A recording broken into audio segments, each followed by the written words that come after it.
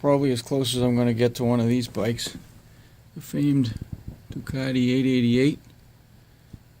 This kit was sitting on the shelf. I figured I better put it together at some point. So, not looking too bad. Thing comes with a metal frame, which is a bit of a pain in the neck to actually make fit, but it's interesting fun to get back into making some models, get the fine motor skills back working again.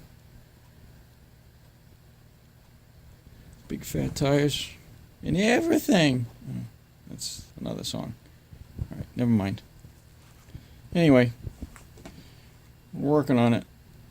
A little bit more to go. I think I'll leave the fairing off so you can actually see the motor and whatnot. But anyway, something a little different. Have a little fun. Thanks for watching.